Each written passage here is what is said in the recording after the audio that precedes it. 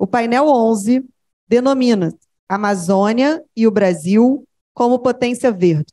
O Brasil deve recuperar o protagonismo no cenário mundial na defesa do aproveitamento sustentável e equilibrado do meio ambiente. Em particular, é premente aproveitar oportunidades para desenvolver a Amazônia, preservando o bioma e os povos indígenas, bem como gerando renda à população. Durante a próxima hora, contaremos aqui no palco com os especialistas. Senhora Silvia Fingeruth, coordenadora de Cultura e Sustentabilidade da FGV Conhecimento.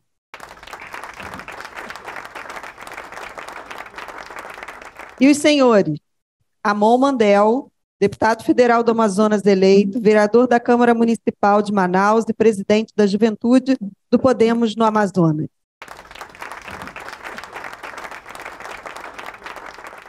Gustavo Lopes, diretor-presidente do Instituto do Meio Ambiente do Estado de Alagoas e membro do Conselho de Administração da Desenvolve Alagoas.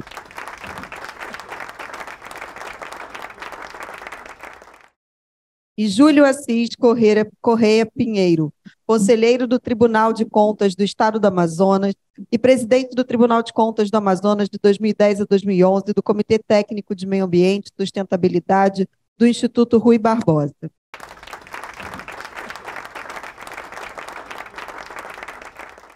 Sem mais delongas, passo a palavra à senhora moderadora, doutora Silvia, por favor. Obrigada.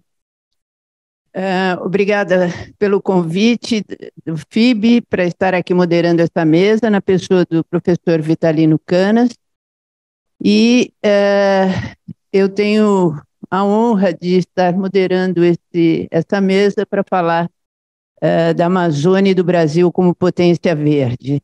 Não é à toa que essa mesa é a última do fórum, já que a expectativa era exatamente essa, que ouvíssemos os comentários chegados lá do Egito, da COP27, e pudéssemos comentar um pouco mais. E veio a confirmação da relevância da preservação do bioma amazônico como uma esperança para o mundo todo, e em especial com a redução do desmatamento, não é?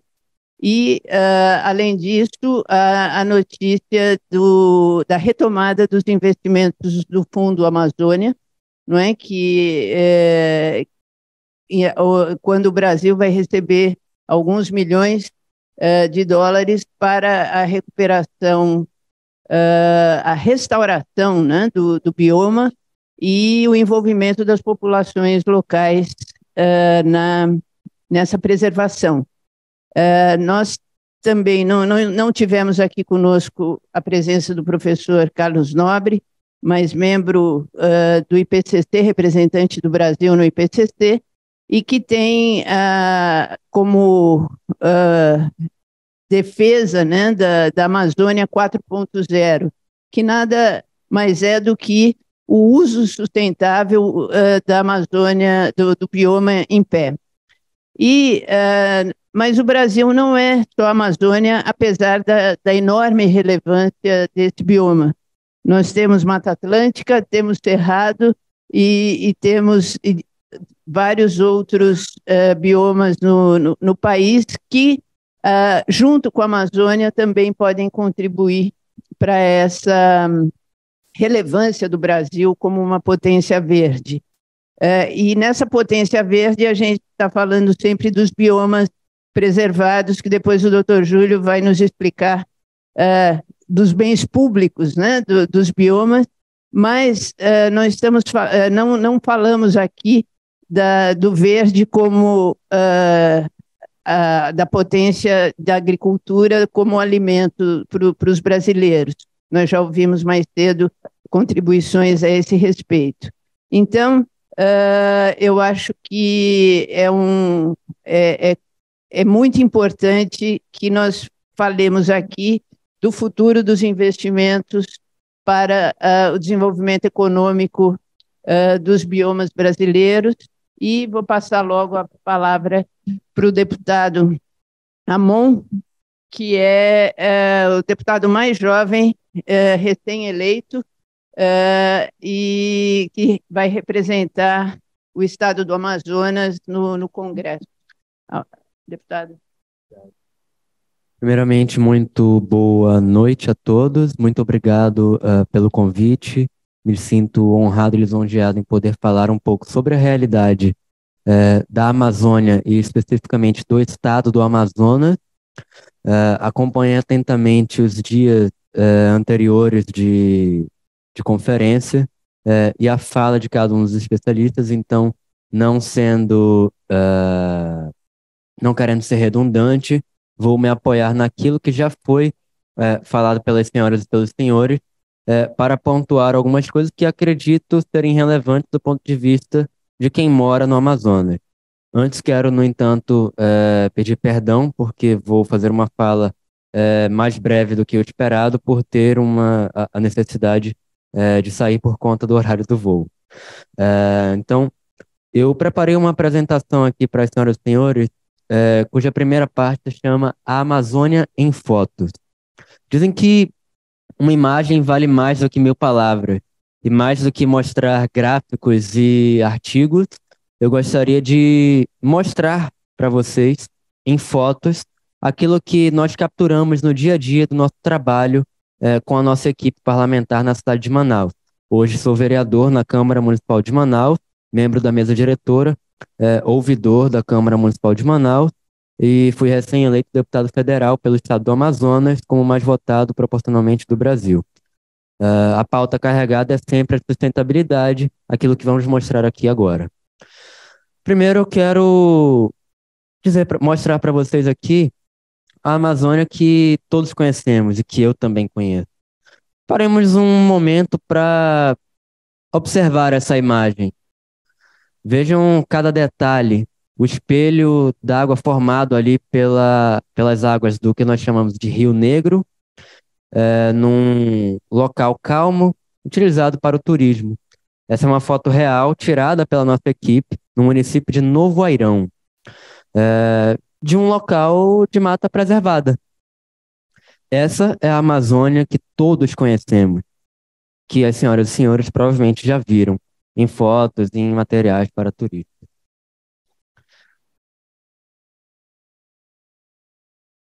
Quando a gente dá um zoom naquela imagem anterior, que eu vou mostrar aqui novamente, no entanto, o que a gente vê é isso. À esquerda de vocês, um trecho ainda no município de Novo Airão, preservado. À direita, um local cerca de 50 metros, a 50 metros de proximidade desse local preservado. Lá foram retirados ali cerca de 2 toneladas de lixo, junto a algumas organizações do terceiro setor, da qual faço parte como voluntário, junto à nossa equipe parlamentar e também à Secretaria Municipal de Limpeza deste município. Quando a gente olha ainda mais atentamente, eu gostaria de mostrar para vocês a política pública que nós temos para resíduos sólidos. Essa é a política pública que nós temos no Amazonas para resíduos sólidos. Isso é o que a Prefeitura de Manaus chama de aterro sanitário. E o aterro sanitário de Manaus, dentre os 62 municípios do estado, é o mais desenvolvido. Nós já tivemos ali alguns incêndios nesse aterro. Vocês podem ver ali muitos urubus sobrevoando e, enfim, nenhum respeito ao Plano Nacional de Resíduos Sólidos. Essa é a capital do Amazonas, no meio da floresta amazônica. Em seguida, eu quero mostrar um pouco da realidade que nós temos quanto à infraestrutura de energia elétrica. Já que estamos falando aqui de investimentos em infraestrutura, essa é a infraestrutura que nós temos na cidade de Manaus, capital do Amazonas, município mais desenvolvido no estado do Amazonas. À esquerda, nessa foto, vocês podem ver a população do estado do Amazonas,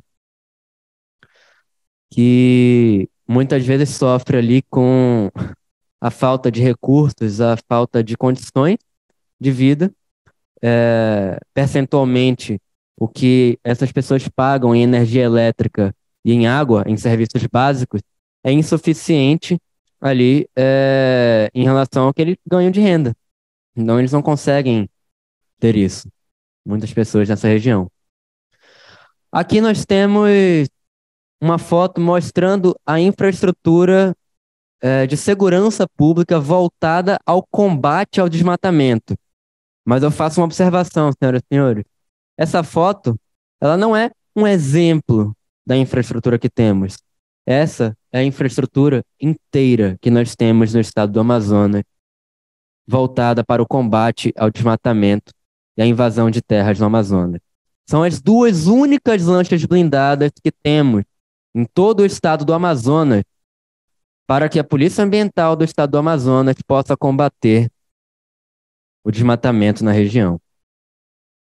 Quando precisamos combater o desmatamento numa região como a da cidade de Novo Airão, da primeira imagem que eu mostrei, nós enviamos essas duas lanchas, inclusive isso aconteceu recentemente, e as operações de combate ao desmatamento que precisam do apoio dessas duas únicas lanchas blindadas, tendo em vista o alto risco para os policiais envolvidos nas operações, por conta do envolvimento, por exemplo, dos invasores com o narcotráfico na região, as operações em todo o resto do estado ficam comprometidas e precisam ser paradas.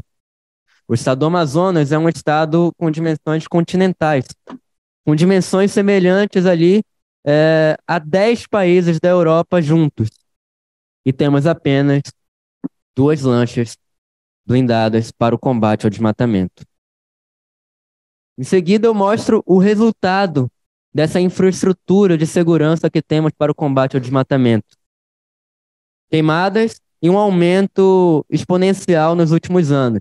É verdade, senhoras e senhores, que nos últimos 10 ou 15 anos para cá, em números absolutos, tivemos um número muito menor, uma área muito menor envolvida em desmatamento. No entanto, nos governos anteriores, nós tivemos ali um decréscimo do desmatamento. E nos últimos 2 ou 3 anos, tivemos um acréscimo, uma onda crescente no desmatamento, que nos preocupa, tendo em vista ali o que foi apresentado nos painéis anteriores, quanto ao potencial de regeneração da nossa selva, ao potencial de suportar esses danos ao meio ambiente. O nosso território, embora em área tenha a maior parte dele preservada, está entrando ali numa espécie de curva negativa. Quer dizer, hoje, por conta das ações de desmatamento que pressionam o nosso bioma, é possível que aquilo que a floresta capture de gás carbônico seja inferior àquilo que é emitido de gás carbônico por conta dessas ações de degradação ambiental. Dito isso, eu gostaria de mostrar um pouco da Amazônia em dados e em notícias, antes de fazer algumas colocações e provocações para encerrar a minha fala. Mostrando ali as mesmas fotos anteriores, eu quero provocar ali, mostrar algumas notícias, algumas manchetes da imprensa nacional e da imprensa local do estado do Amazonas.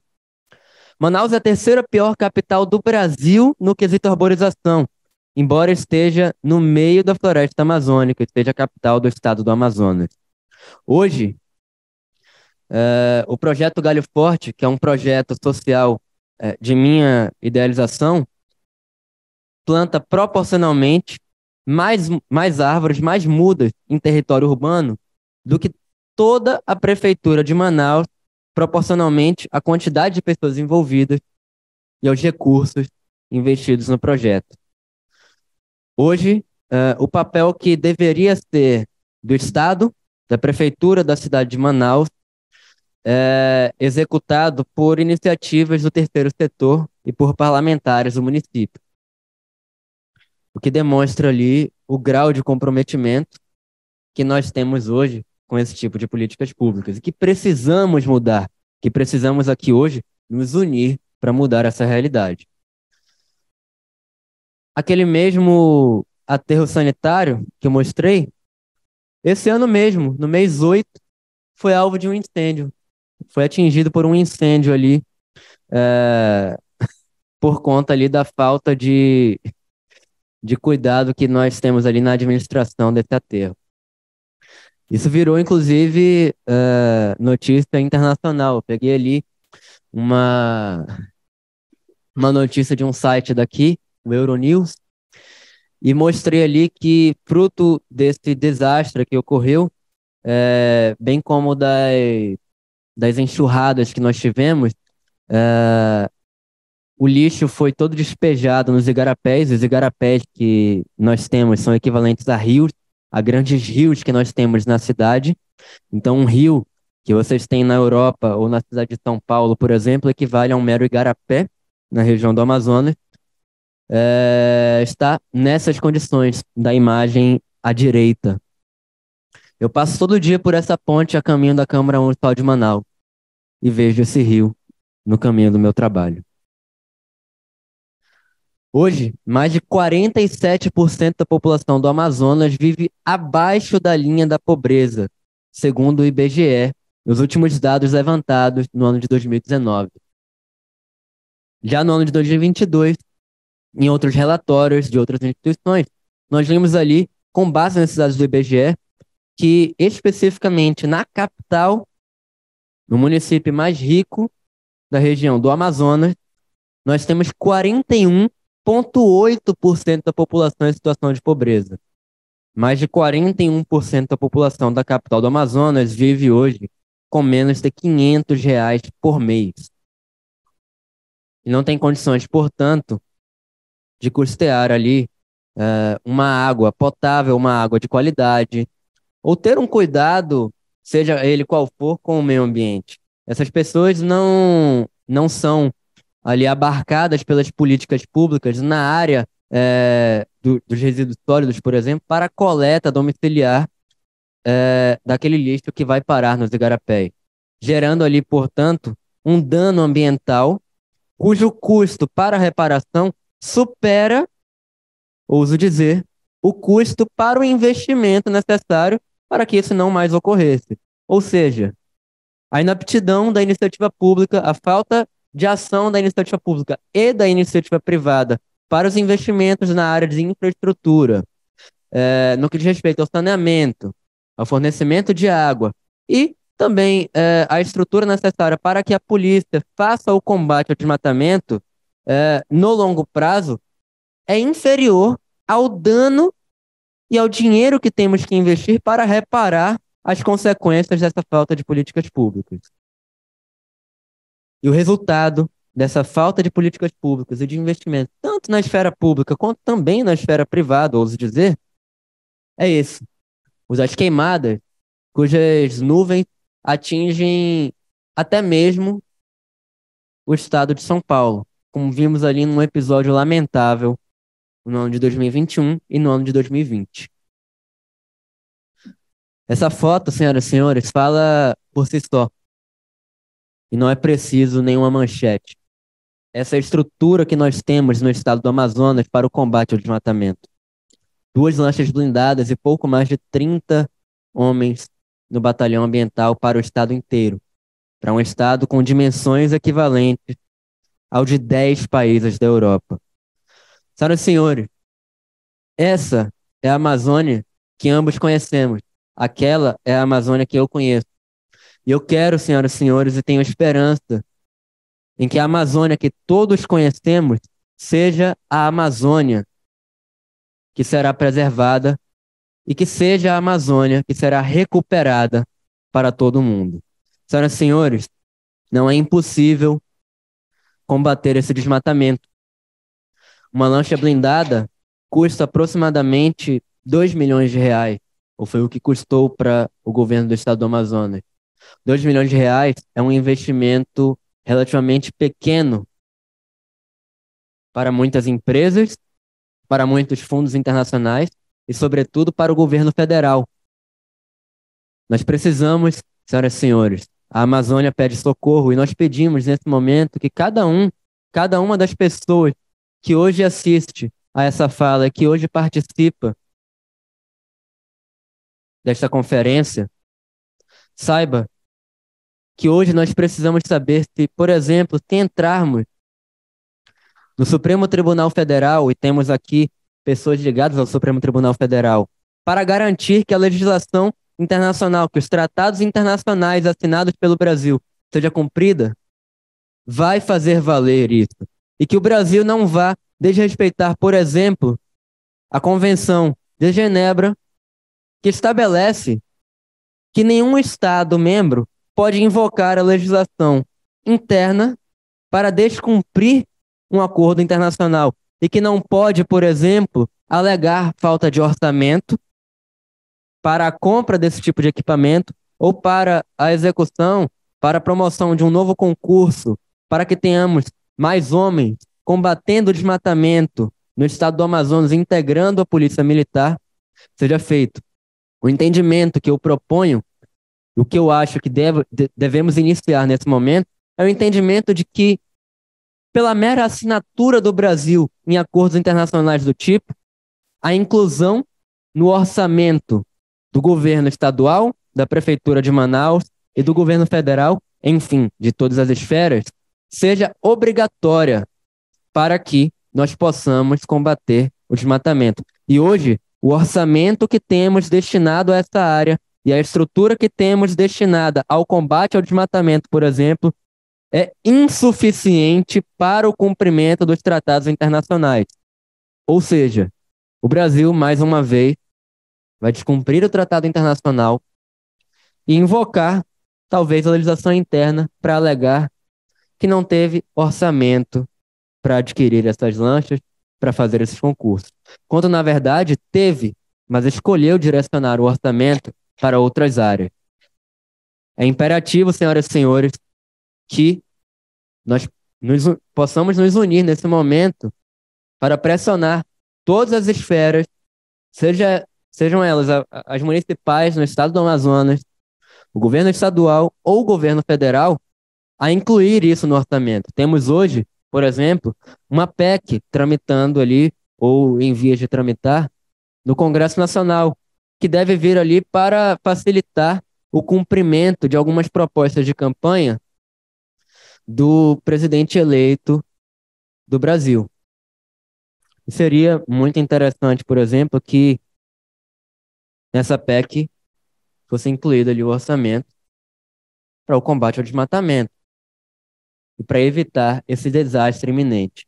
Será impossível, senhoras e senhores, fazer com que o que nós discutimos aqui, nesta conferência, saia desta sala e vire uma realidade para o mundo. Impedir, por exemplo, as mudanças climáticas e o aumento superior a 1,5 graus na média da temperatura global, se nós não investirmos em infraestrutura na área de segurança, em concursos na área para a polícia. Hoje temos apenas 9.000 homens na ativa na Polícia do Amazonas, aproximadamente, contando com o efetivo disposicionado para outros órgãos, como o Tribunal de Contas, como o Ministério Público do Estado do Amazonas, como o Tribunal de Justiça, como todos os órgãos. E precisamos, senhoras e senhores, que, por exemplo, aqueles que são ligados aos países membros do OCDE, que tiveram participação aqui nesta conferência ao longo dos últimos 3 dias, possam também disponibilizar recursos para que a gente consiga, de fato, atingir as metas e cumprir os acordos internacionais. O interesse é não apenas do Brasil, mas de todo o mundo. Eu convoco todas as senhoras e senhores a refletir se aquilo que nós discutimos aqui, com gráficos, com falas e com estudos, realmente vai virar realidade no estado do Amazonas, e se nós vamos ter essa imagem sendo a realidade de todo o Amazonas e de não apenas algumas partes. Senhoras e senhores, muito obrigado a todos. Tenho dito. Deputado Amon, muito obrigada por esse relato e fica muito evidente da sua apresentação a necessidade de investimento em infraestrutura a nível urbano para que a floresta possa ser preservada, né? Então, cabe muito bem dentro desse fórum falar sobre a Amazônia, os problemas que as cidades amazônicas enfrentam também e que se refletem na preservação amazônica.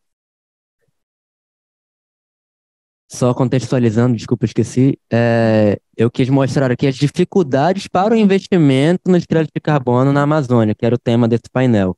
Então, esse foi o objetivo de mostrar ali as dificuldades. Muito obrigado. Claro. Bom, eu passo a palavra ao Dr. Gustavo Lopes, que é diretor-presidente do Instituto do Meio Ambiente do Estado de Alagoas e membro do Conselho de Administração do Desenvolve Alagoas, que vai nos falar de uma outra região brasileira, de um estado pequeno, porém dos mais bonitos do Brasil. Muito obrigado pelas palavras, muito obrigado pelo convite e também muito obrigado a todos pela presença. Eu fico muito satisfeito de estar aqui podendo tratar desse assunto e, inicialmente, eu queria dizer que eu cheguei ontem da COP27, eu estava lá e acompanhei aí as discussões, acompanhei aí os acontecimentos lá no Egito e também muito esperançoso de que tivéssemos algum acordo, mas até agora ainda não temos nenhuma notícia muito boa, mas vamos aguardar, né? O que temos posto é o nosso Brasil, o que temos posto é a minha Alagoas, que é de onde venho, e eu venho participar desse painel por uma indicação do secretário também de lá, de Alagoas, Jorge Santoro, que tem amigos aqui, e inicialmente eu não estava muito localizado sobre o que tratar aqui e sobre como adentrar nesse painel, mas com a fala do Amon, eu consigo me estruturar melhor, porque lá em Alagoas, na pequenina Alagoas, que ontem o ex-governador Renan Filho falou aqui sobre saneamento, eu não estava presente, mas imagino que tenha falado muito bem, e eu estou no governo há 8 anos, então participei de tudo, e ontem ele deve ter dito que Alagoas fez 3 concessões do saneamento, e essas 3 concessões levaram algo em torno de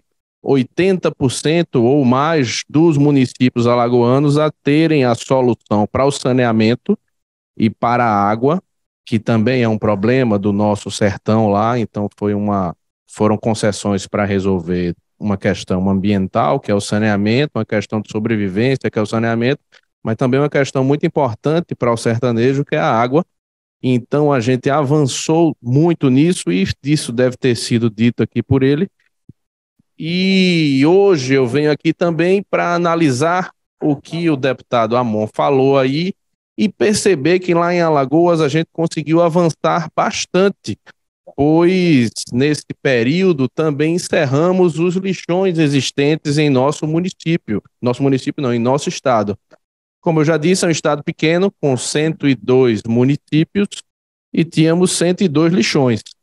E também conseguimos encerrar esses lixões, fomentando o que preconizava no plano nacional e no estadual de resíduos sólidos, e trabalhamos empresas para abrirem aterros sanitários, e Alagoas já está com 5 aterros, e sem nenhum lixão mais no estado. Então isso é muito interessante, e a gente vê esse paralelo do que estava acontecendo na Amazonas, apesar de que, e volto a dizer, é uma proporção muito maior aí, né? A gente é muito pequenininho e as soluções conseguem ser implantadas mais facilmente, imagino eu.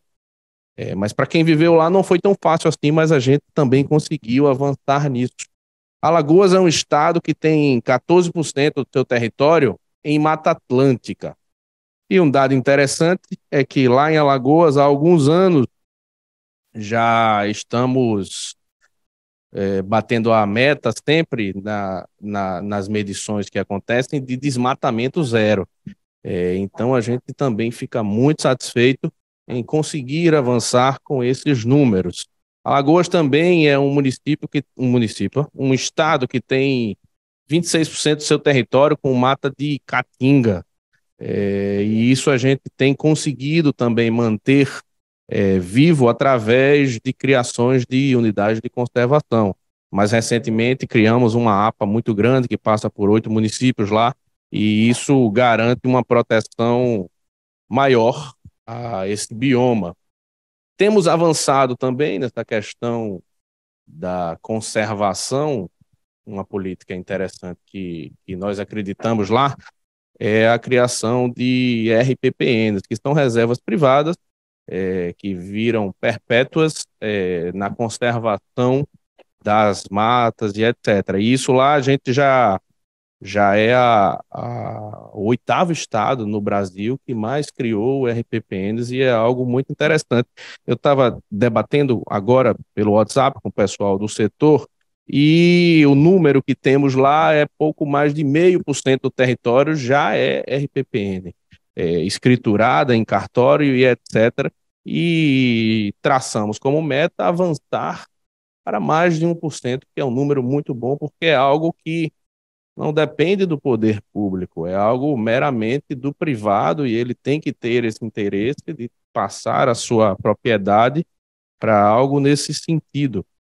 E então, no paralelo ao que o deputado Amon falou aqui, trazendo essas pautas aí também, eu posso dizer que em Alagoas a gente avançou muito nessa questão ambiental, nessa questão do que pode ser feito para avançar diretamente para a população, e esse debate que eu acompanhei na COP, esse debate que eu acompanho aqui, que entra mais nos detalhes das questões de crédito de carbono, na situação de como fazer o meio ambiente gerar recurso, de como manter a temperatura no formato desejado, Alagoas se prepara para entrar nessa pauta também.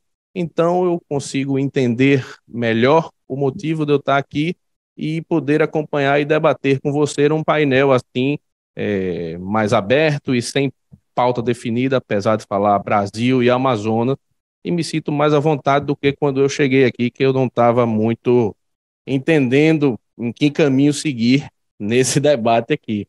Mas queria voltar a agradecer a todos por me escutar e agradecer também aos painelistas todos que participaram aqui, que é onde eu aprendi muito, e com vocês também vou escutar mais e aprender ainda mais. Muito obrigado.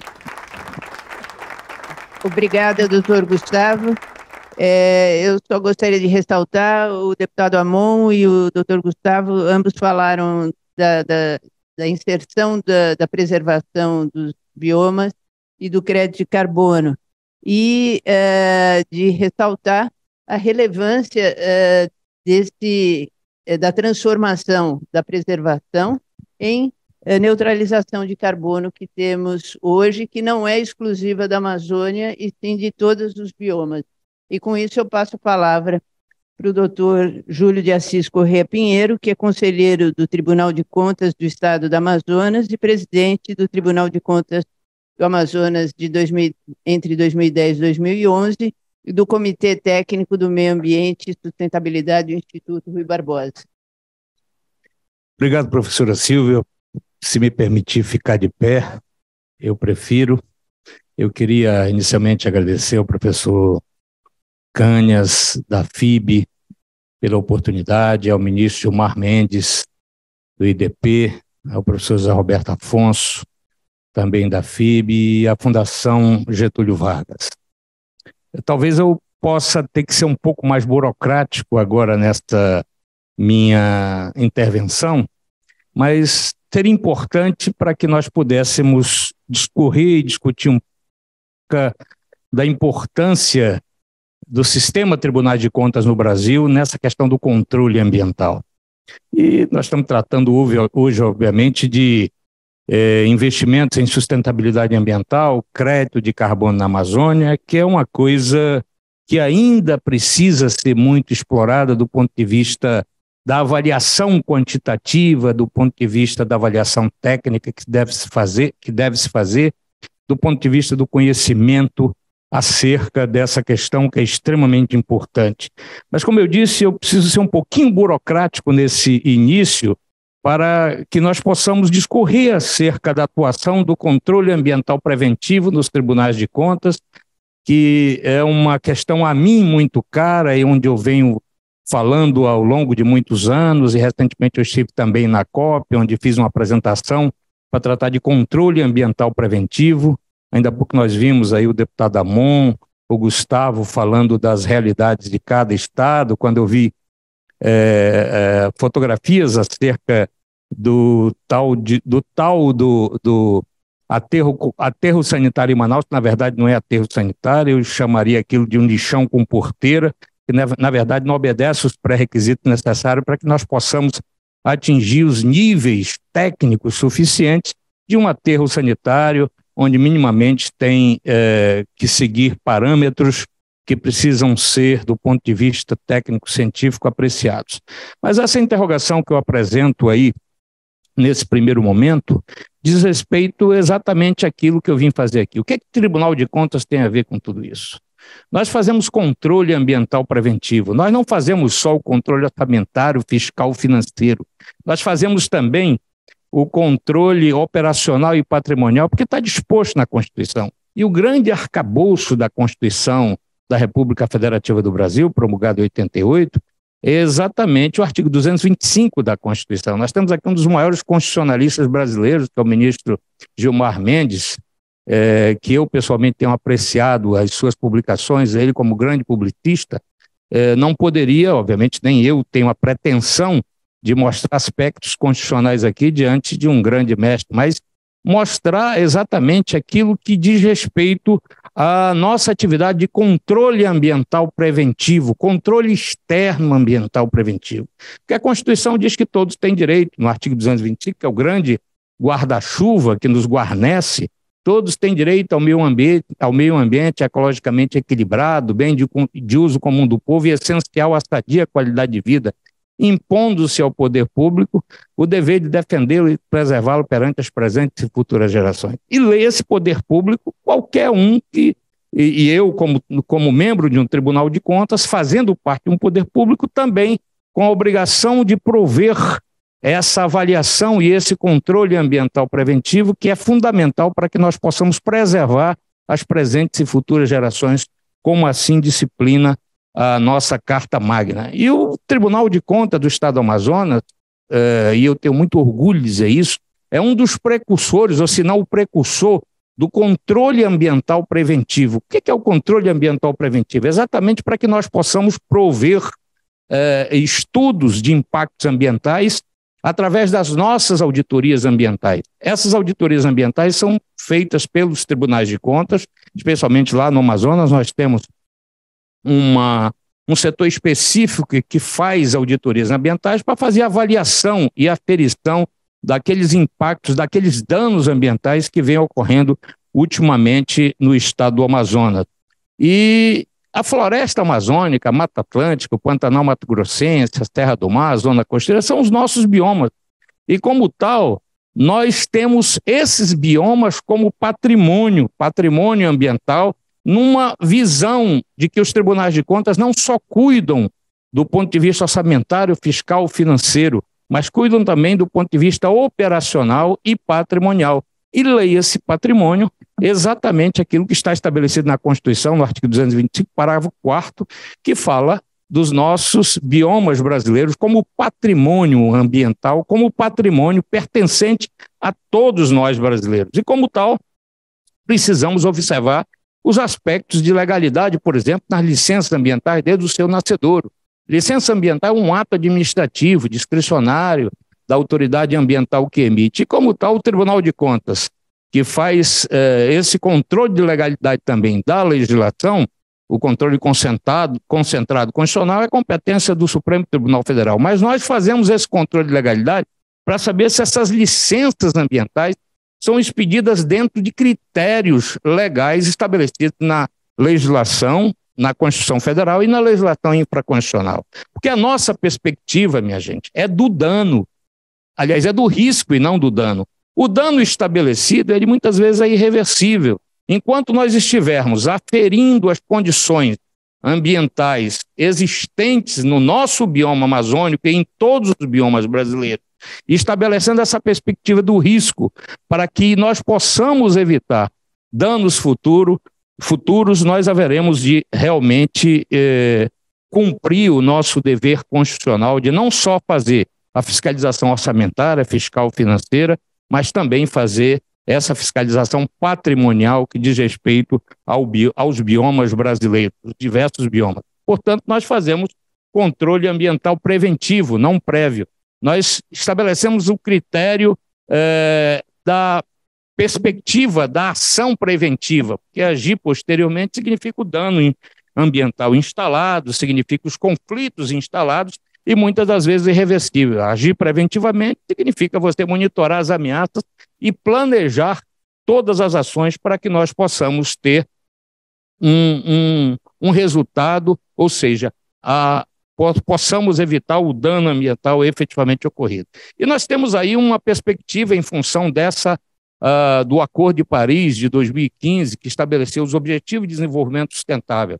Esse Objetivo de Desenvolvimento Sustentável, que todos nós temos a obrigação de cumprir, todos nós cidadãos, desde lá do número 1 até o número 17, e os tribunais de contas, se não se engajarem nesse processo de controle ambiental preventivo, eu não tenho nenhuma dúvida que esses objetivos não serão atingidos minimamente. Nós só conseguiremos resultados efetivos, nós só conseguiremos resultados mínimos se as instituições de controle, obviamente, obedecerem esses critérios de controle ambiental para evitar os danos ambientais futuros. Essa é mais ou menos a parte mais burocrática daquilo que eu iria conversar acerca da competência dos tribunais de contas, que infelizmente, quando a gente anda por aí, em muitas palestras que nós fazemos, as pessoas dizem: o que o Tribunal de Contas tem a ver com tudo isso? E depois do resultado dessa conversa, eles podem avaliar exatamente da importância que tem essas instituições, porque nós podemos agir de ofício, nós não precisamos ser provocados. O Poder Judiciário só age provocado, ou por uma ação civil pública, ou por uma ação popular, por exemplo. Já nós não. Nós podemos aferir o aspecto de legalidade no nascedouro da licença ambiental. Desde o nascedouro daquela licença, nós podemos verificar se os parâmetros legais estão sendo ali seguidos. E nessa questão do carbono, nós temos aí uma crise climática ambiental que vem gerando uma série de problemas ambientais, e eu tenho aí algumas transparências voltadas para esse tema, mas infelizmente, em função do horário, a professora Silvia já está, desde já mais uma vez eu agradeço, não teremos muito tempo de nos aprofundar, mas eu tenho a distribuir alguns pendrives aí de alguns trabalhos que são realizados pelo Tribunal de Contas do Estado do Amazonas, que vem, repito, sendo referência no Brasil todo. Então nós temos um cenário futuro. O carbono se transforma num ativo que pode ser a alavanca do desenvolvimento sustentável. Esse diferencial irá determinar o que será sustentável no presente e no futuro. Então nós temos ainda muito que aprender com relação a essa questão. Hoje nós temos aí muita discussão acerca da matéria e, infelizmente, ainda muito conhecimento a adquirir a respeito desse assunto importante. Os maiores emissores por setor, nós temos aí essa transparência que demonstra exatamente agropecuária, energia, processos industriais, mudança de uso da terra e os resíduos sólidos, que foi mostrado ainda há pouco e que nós temos feito várias auditorias também, já fizemos resíduos sólidos, unidade de conservação, desmatamento, queimadas, várias outras auditorias, que eu tenho um vasto programa elaborado lá pelo Tribunal de Contas do Estado do Amazonas ao longo de 15 anos. E os municípios emissores desses gases, 8 dos 10 municípios brasileiros que mais emitem gases do efeito estufa, estão exatamente na Amazônia. São dados técnicos incontroversos. Esses são Altamira, São Félix do Xingu, no Pará, Porto Velho, Rondônia, Lábrea, no Amazonas. Em 2019, os 10 municípios emitiram cerca de 198 milhões de toneladas brutas de dióxido de carbono, equivalente a mais do que todas aquelas emitidas por países como o Peru e a Holanda. Portanto, é um dado que precisamos nos preocupar. Eu, pessoalmente, tenho tido a oportunidade de conversar muito com o professor Carlos Nobre. Ele participou de vários eventos conosco. Aí é um dos eventos realizados pelo Tribunal de Contas do Estado do Amazonas, o professor Carlos, que é uma das referências para todos nós brasileiros, e ele disse que a Amazônia está muito próxima ao ponto do não retorno, a necessidade de uma nova bioeconomia da floresta em pé, a necessidade dessa nova bioeconomia da floresta em pé. Ele que tem um projeto chamado Amazônia 4.0, e recentemente eu tive a oportunidade de participar na Universidade de São Paulo, na USP, do lançamento do MIT Amazonas, do Instituto de Tecnologia da Amazônia, que vai exatamente trabalhar essa questão ambiental existente em todo o estado. Portanto, nós estamos muito próximo do ponto do não retorno, entre o sul de Rondônia e o norte do Mato Grosso, incluindo o sul do Amazonas e o sul do Pará. É uma região ali muito preocupante para todos nós. E esse ponto do não retorno é algo preocupante, não só do ponto de vista ambiental, mas do ponto de vista socioambiental, porque isso envolve toda a população daquela região, lá no estado do Amazonas, lá no sul do Pará, no sul do Amazonas, no sudoeste do Amazonas. Mercado de carbono globais, estão alguns dados que eu vou passar rapidamente, a doutora Silvia me bota para correr daqui.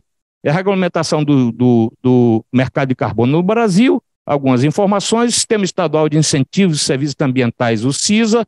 Esse é um dado que tem 7 programas, no estado do Acre, tem 7 programas de redução de índice de desmatamento e queimadas no Acre, conservação de floresta e manejo sustentável. No Amazonas, nós tivemos um decreto 44968-2021, que regulamentou a Lei 4266, que instituiu a política no Amazonas de serviços ambientais, e o Fundo Estadual de Mudanças Climáticas, Conservação Ambiental e Serviços Ambientais, alterando as leis 31, 35 de 2007. Diga-se de passagem que o Amazonas foi o primeiro estado brasileiro a editar uma lei de mudanças climáticas.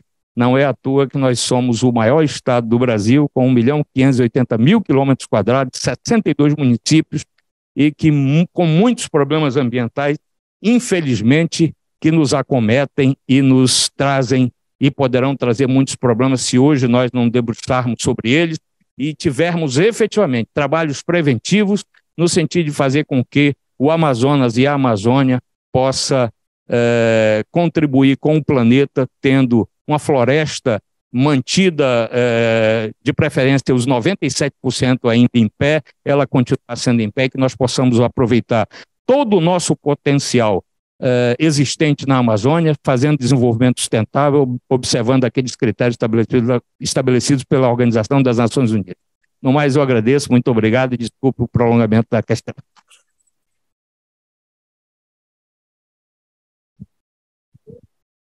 Obrigada, doutor Júlio, pelas suas reflexões e por essa boa notícia de que o Tribunal de Contas é um para a preservação dos biomas brasileiros. E eu acho que a gente encerra novamente com a palavra esperança, não é? Em que a gente vê que tem soluções vindas lá de Alagoas que poderão ser implementadas em outros locais, e a gente tem enfim, uma contribuição da área do judiciário que pode nos ajudar, e com isso eu encerro aqui esse painel, agradecendo mais uma vez a paciência de todos e o convite.